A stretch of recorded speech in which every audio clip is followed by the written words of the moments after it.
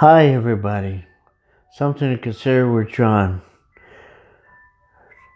Today we're going back into the book of Luke, chapter 2, once again.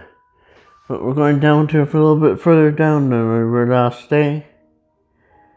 And we're looking at starting at verse 25. And it says there, "And behold, there was a man in Jerusalem whose name was Simeon. And this man was just and devout, waiting for the consolation of Israel, and the Holy Spirit was upon him."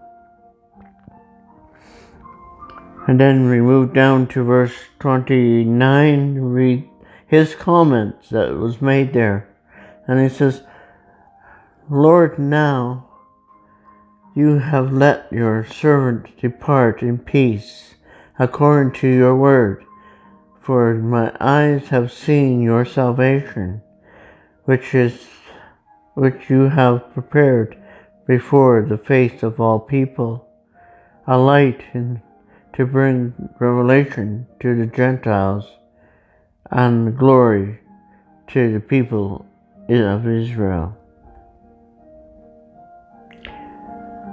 Today we look at a witness that was at the temple when Joseph and Mary were bringing Jesus Christ to fulfill what was part of the Israel's law, in that the firstborn is to be committed to Jesus, to God. And the thing is that as they did that, the thing is incredible how he recognized Jesus because of the Holy Spirit being upon him. This was a special opportunity. This was a special responsibility for him that day. And he knew what the whole situation really comes down to, because of the promises that were made throughout the Old Testament of the first birth of Christ, the first coming of Christ, this birth, and what it would lead to. And the thing that how he recognized it, he recognized how it's going to affect the whole world, not just Jews. But Jesus came as a Jew. What? To bring glory to the people of Israel. He also came to bring a light of revelation to the Gentiles. Who is the Gentiles? Well, if you're not a Jew or from Israel, you are a Gentile. That means everybody else in the world was a Gentile. And Jesus came. He didn't just come because he wanted to bring the people of Israel back to him. He wanted to bring the world back to him. Christ died for us, not just for Israel. He came as a child born of Israel, because that is God's people. They still are God's people. This is the first coming of Christ that we celebrate at Christmas time. And it's going to be another coming. And he's going to come back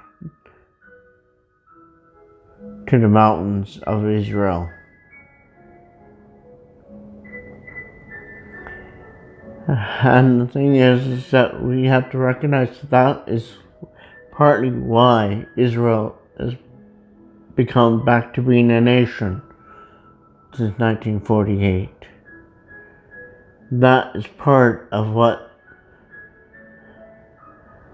the world's being shaped around at this time. You have to decide if you have not made a decision for Christ. Is he important? Because he certainly came to be a light in the darkness.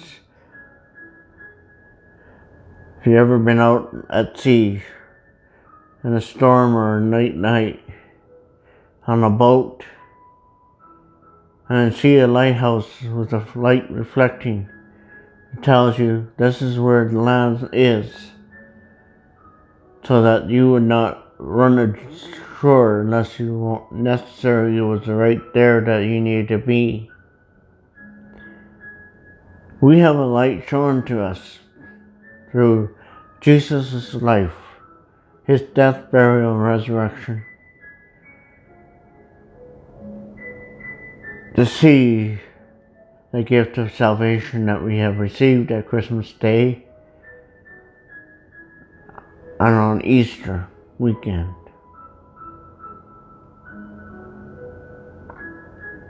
He's a light in the darkness. We need to go to it to be rescued. We need to thank him for coming for us. I thank you for listening today. I'll talk to you tomorrow. Take care of yourselves, okay? Bye-bye.